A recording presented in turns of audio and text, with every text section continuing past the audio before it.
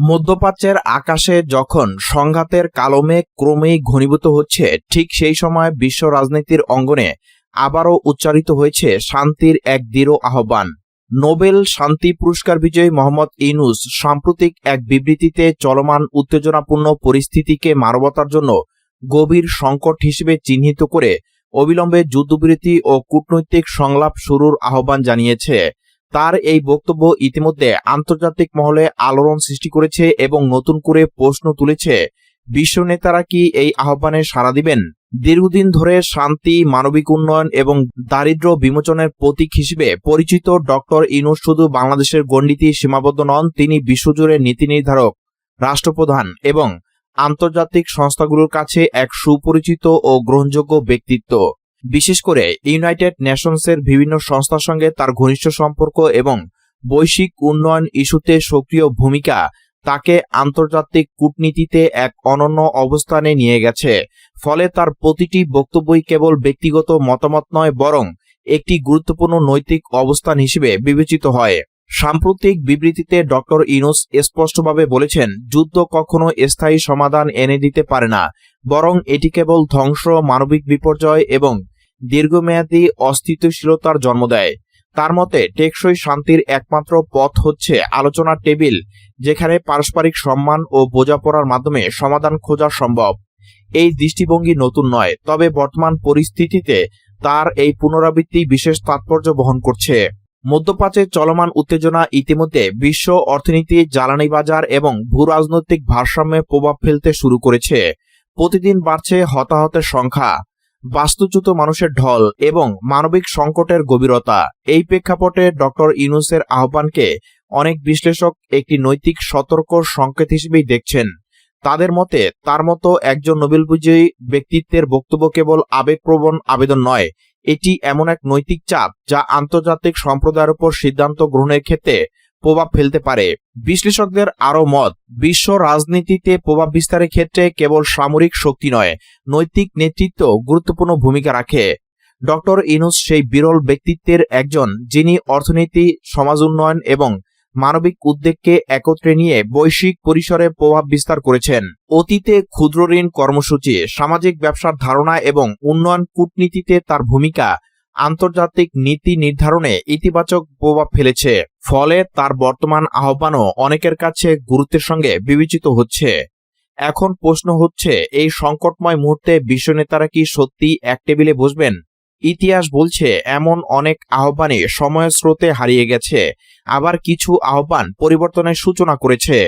বর্তমান পরিস্থিতিতে বড় শক্তিধর দেশগুলোর রাজনৈতিক অবস্থান, আঞ্চলিক স্বার্থ এবং কৌশলগত হিসাব নিকাশি নির্ধারণ করবে এই আহ্বানের ভবিষ্যৎ। তবে বাস্তবতা হলো, যুদ্ধ যত দীর্ঘায়িত হয় ততই জটিল হয়ে ওঠে সমাধানের পথ।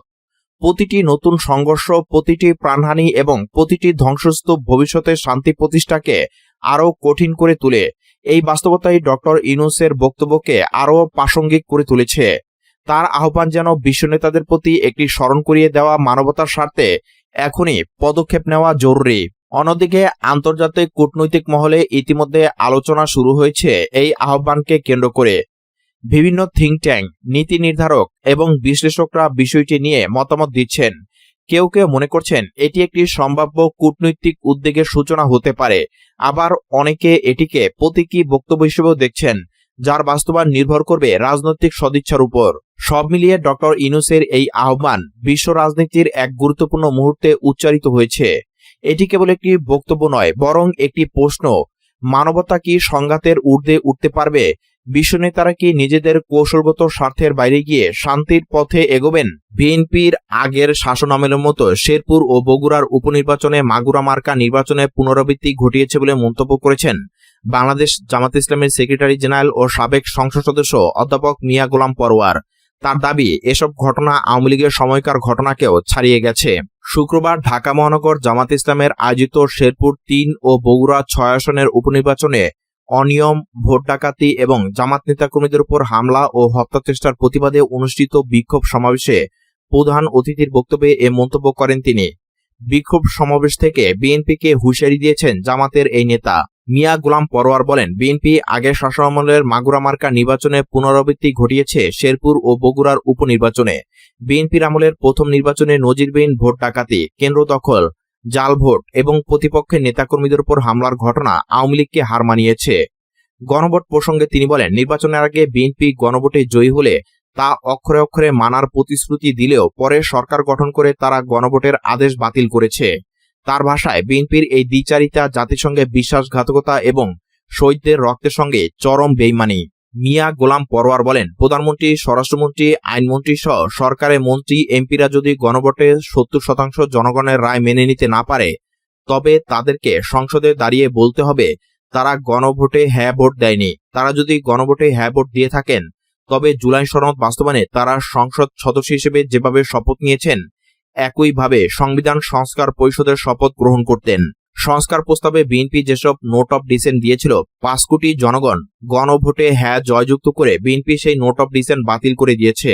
এজন্য বিএনপি 70% জনগণের রায় উপেক্ষা করে ফেসিবাদের পথেই হাঁটছে। বিএনপি জুলাই সনদের বিপক্ষে গিয়ে হাসিনা তৈরি কালো আইন বহাল রাখতে কাজ করছে। তিনি বিএনপিকে হুঁশিয়ারি করে বলেন, জনগণের সঙ্গে বিশ্বাসঘাতকতা করে জনগণের বিপক্ষে অবস্থান নিয়ে ক্ষমতায় টিকে থাকা যাবে না। ক্ষমতায় টিকে থাকতে হলে বিএনপিকে চলমান রাজনৈতিক সংকট সমাধান করতে হবে। জুলাই বিপ্লব ও গণভোটের রায় রক্ষা সহ 3 দাবিতে ঢাকা বিশ্ববিদ্যালয়ের রাজু ভাস্কর্যে শিক্ষার্থীদের আমরণ অনশনের 50 ঘণ্টা পার হয়েছে। শুক্রবার রাতে অনশনরত শিক্ষার্থীদের সঙ্গে দেখা করেন বিশ্ববিদ্যালয়ের উপাচার্য অধ্যাপক ABM ওবায়দুল ইসলাম।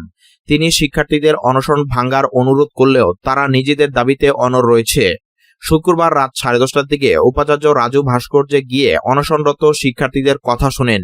এ সময় তার সঙ্গে উপাচার্য অধ্যাপক সাইমা হক বিদিশা, প্রক্টর অধ্যাপক সাইফুদ্দিন আহমেদ সহ অন্য শিক্ষকেরা উপস্থিত ছিলেন। শিক্ষার্থীদের উদ্দেশ্যে উপাচার্য বলেন, তোমাদের দাবিগুলো রাজনৈতিক ইস্যু, এর সিদ্ধান্ত সংসদে হবে, বিশ্ববিদ্যালয় প্রাঙ্গণে নয়। তোমাদের অসুস্থতা নিয়ে আমি চিন্তিত। অনশন ভেঙে ঘরে ফেরো, আমি তোমাদের দাবিগুলো সরকারের কাছে পৌঁছে দিব। তবে শিক্ষার্থীরা উপাচার্যের এই অনুরোধ প্রত্যাখ্যান করেন। অনশনরত শিক্ষার্থী সাদিক মনোয়ার মুনেম বলেন, আমরা কোনো সান্ত্বনা নিয়ে ফিরব না। দাবি আদায় না হওয়া পর্যন্ত এখান থেকে নড়ব না। এখান থেকে আমাদের দেহ যাবে সংসদে, নয়তো দাফন হবে। উপাচার্য চলে যাওয়ার পর মোনেম সাংবাদিকদের বলেন, উপাচার্যের আচরণে মনে হয়েছে তিনি তাদের দাবির প্রতি ন্যূনতম শ্রদ্ধাশীল নন। অনশনে অংশ নিচ্ছেন ঢাকা বিশ্ববিদ্যালয়ের আন্তর্জাতিক সম্পর্ক বিভাগের শিক্ষার্থী সাদিক মনোয়ার মুনেম, সমাজবিজ্ঞান বিভাগের সাকিবুর রহমান এবং নর্থ সাউথ বিশ্ববিদ্যালয়ের শিক্ষার্থী শেখ মুস্তাফিজ। তারা গত বুধবার রাত থেকে কোনো খাবার বা চিকিৎসা গ্রহণ ছাড়াই অনশন চালিয়ে যাচ্ছেন। এদিকে অনশনকারীদের সঙ্গে সংহতি জানাতে রাজু ভাস্কর্যে ভিড় করেছে জুলাই শহীদ পরিবারের সদস্য ও বিভিন্ন রাজনৈতিক দলের নেতারা। গত কয়েকদিনে বাংলাদেশ খেলাফত মজলিসের আমির মাওলানা মামুনুল হক, জাতীয় নাগরিক পার্টির নাসিরুদ্দিন পাটোয়ারি, ডাকসু ভিপি আবু সাদিক কাইম এবং বেশ কয়েকজন সংসদ সদস্য অনশনকারীদের দাবির সঙ্গে একাত্মতা প্রকাশ করেছেন।